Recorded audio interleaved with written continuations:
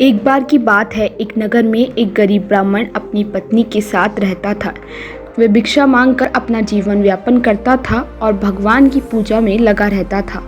वह इतनी ही भिक्षा मांगता था जिससे उसका और उसके परिवार का पेट भर सके।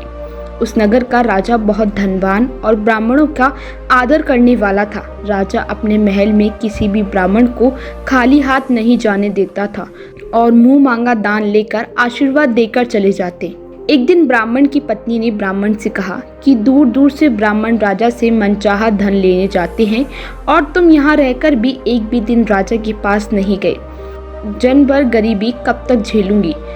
आज तुम जाओ और राजा से कुछ मांग कर लाओ। ब्राह्मण ने अपनी पत्नी को समझाते हुए कहा, हमें धन की क्या जरूरत है, हमें इतना तो मिल जाता है कि जिससे हम अपना पेट भर सके, और राजा का धन अच्छा नहीं होता, वे हमें नहीं चाहिए। ब्राह्मण की पत्नी जिद पर अड़ गई और बोली, मैं तुम्हारी एक भी बात सुनने वाली नहीं हूँ। तक बहुत गरीबी झेली है, तुम तो रोज माला लेकर बैठ जाती हो। अपने बच्चों को क्या खिलाएं और क्या पिलाएं। जब बच्चे दूसरे बच्चों को खाते ओढ़ते पहनते देखते हैं तो उनका भी मन ललचाता है। आज तुम राजा के पास जाओ, राजा बहुत भला व्यक्ति है, वो हमारी जरूर मदद करेगा और हमें दान देगा।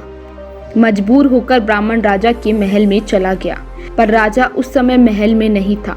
ब्राह्मण को वहां से वापस लौटना पड़ा। दूसरे दिन ब्राह्मण की पत्नी ने ब्राह्मण को फिर से महल भेजा, परंतु फिर भी राजा महल में नहीं मिला।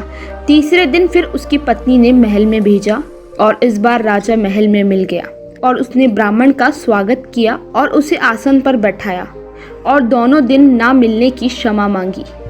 राजा ने कहा, मैं आपकी क्या सेवा कर सकता हूँ? ब्राह्मण ने कहा, जो मैं मांगूंगा आप दे सकेंगे? राजा ने कहा, हाँ हाँ कहिए, आपकी क्या सेवा कर सकता हूँ? ब्राह्मण ने निवेदन किया, महाराज मैं कुछ और नहीं चाहता, बस आप मुझे अपनी मेहनत की कमाई के 4 पैसे दान में दे दीजिए। ब्राह्मण की बात सुनकर राजा चौंक गया और सोचने लगा, खजाने में तो बहुत सारा धन पड़ा है, पर मेहनत का एक भी रुपया नहीं है।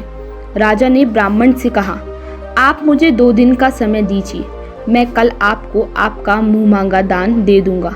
ब्राह्मण को खाली हाथ देखकर पत्नी बोली, क्या हुआ? राजा ने कुछ नहीं दिया। ब्राह्मण ने बोला, राजा ने कल देने के लिए कहा है।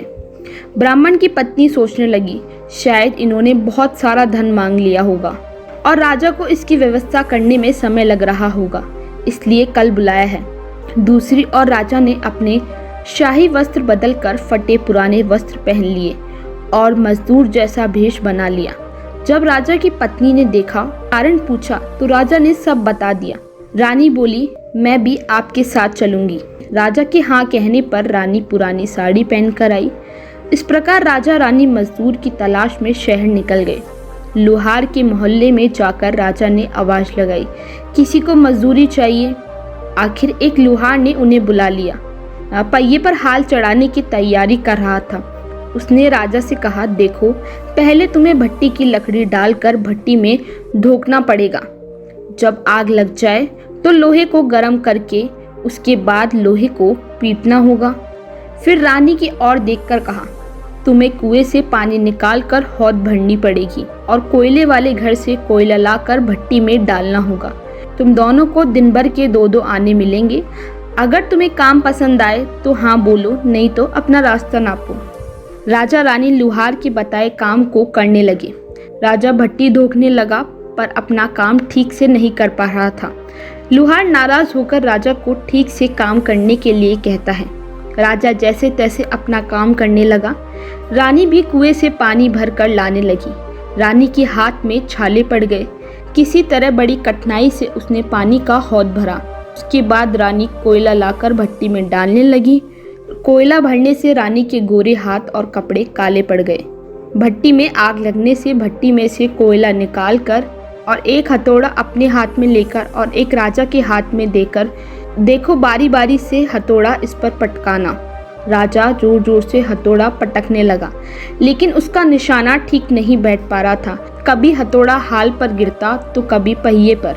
मजदूरी का हाल देखकर लोहारिन बड़बड़ाती आई और लोहारिन कहने लगी, तुमने कहाँ से नौसी के मजदूर काम पर लगाए हैं? काम नहीं होता, ये रास्ते के मजदूर तुम्हारा हर काम बिगाड़ देंगे। राजा रानी दोनों की फटकार सुनते सुनते अपने काम में मन लगाकर करते रहे। हथौड़ा पटकते पटकते राजा का शरीर पसीने से तरातर हो गया और जोर जोर से सांसें चलने लगी और रानी भी पानी भरते भरते और कोयला झोंकते झोंकते थक चुकी थी। दोनों ने पूरे दिन बहुत मेहनत की। लुहार ने राजा रानी दोनों को 2-2 पैसे दिए, जिससे वे बड़े खुश होकर महल आ गए। आज उन्हें पता चला कि मेहनत की कमाई कैसे होती है।